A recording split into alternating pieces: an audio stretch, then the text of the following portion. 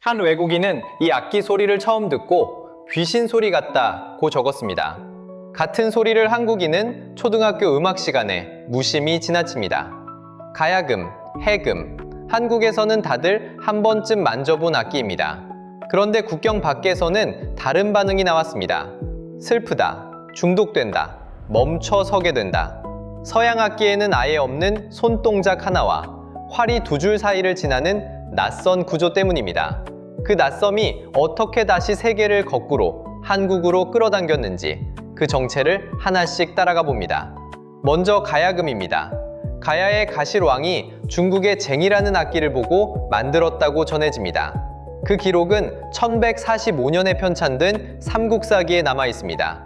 1000년이 넘는 세월을 건너온 악기입니다. 기본은 12줄이고 지금은 줄을 더 늘린 개량가야금도 함께 쓰입니다. 낯섦의 비밀은 연주하는 손에 있습니다. 기타도, 하프도, 피아노도 줄을 뜯거나 두드리면 거기서 소리가 끝납니다. 그런데 가야금은 다릅니다. 오른손으로 줄을 뜯은 다음 왼손으로 그 줄을 흔들고 눌러줍니다. 그러면 한 번 난 소리가 사라지지 않고 살아서 떨립니다. 음이 위아래로 휘어지고 미끄러집니다.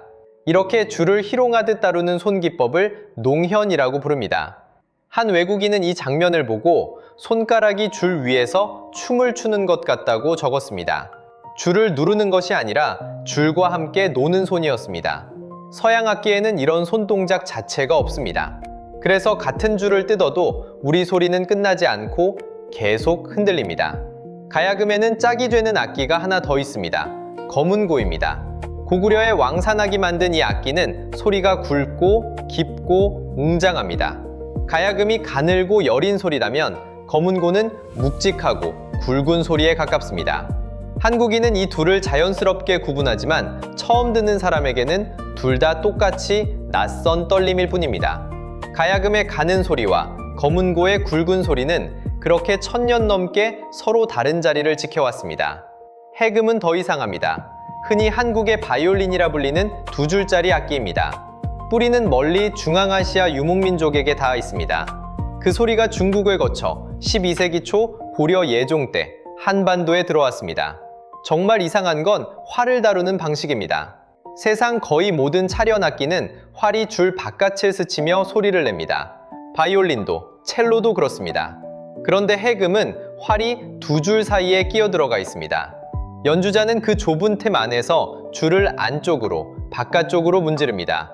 활과 줄이 한 몸처럼 붙어 마찰합니다. 처음 본 사람은 손이 어떻게 움직이는지조차 읽지 못합니다. 소리가 나오는 통도 작습니다. 손바닥만한 원통 하나가 전부입니다. 그 좁은 통을 지난 소리는 코를 막고 우는 듯한 음색이 됩니다. 슬프다. 한 번 들으면 중독된다. 외국인의 그 말들은 바로 이 좁은 통에서 나옵니다. 음을 짚는 자리도 다릅니다. 궁상각치우, 5음으로 이루어진 우리 음계는 서양의 장조, 단조와 감정의 결이 다릅니다. 그래서 기쁜 소리인지 슬픈 소리인지 끝내 가늠하지 못한 사람도 많았습니다. 그런데 이 소리, 조선 왕실이 500년 동안 썼습니다. 종묘 제례악입니다. 역대 왕과 왕비의 신의를 모신 종묘에서 제사 때 연주하던 음악입니다. 세종 17년인 1435년에 처음 만들어졌고 세조 10년인 1464년에 제사음악으로 다시 다듬어졌습니다.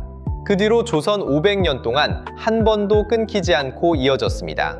지금도 매년 5월 첫째 주 일요일이면 종묘에서 그대로 연주됩니다. 편성도 특별합니다. 청동으로 만든 종 16개를 매단 편종, 돌판 16개를 두드리는 편경이 함께 울립니다. 두드려서 가락을 만드는 악기입니다. 세계 어느 문화에도 흔치 않은 선율 타악기입니다. 앞부도 남달랐습니다. 세종배왕은 1447년 정간보를 만들었습니다. 음의 길이를 칸으로 표시한 격자 모양 악보입니다. 동양에서 처음이었습니다.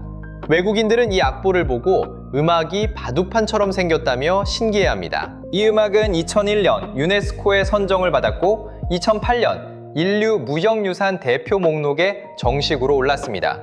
한국 음악으로는 처음이었습니다. 2012년에는 아리랑이 그 뒤를 이었습니다. 그런데 요즘은 방향이 바뀌었습니다. 미국의 한 음악 유튜버 데이비드 힐로이치는 중국 가게에서 낡은 가야금 하나를 발견했습니다. 자료를 뒤져가며 3D 프린터까지 동원해 직접 복원했습니다. 그렇게 살려낸 소리를 가상악기로까지 만들었습니다. 이 영상은 2026년 한국에서 거꾸로 화제가 됐습니다.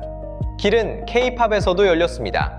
아이돌 그룹이 전통악기 음색을 곡에 끌어쓰자 서양 팬들이 거꾸로 가야금과 해금을 검색하기 시작했습니다. 가야금으로 팝과 왁을 연주한 커버 영상은 수십만, 수백만 조회수를 기록합니다. 여러 언어로 된 댓글이 같은 말을 남깁니다. 태어나 처음 들어보는 소리라고 적습니다.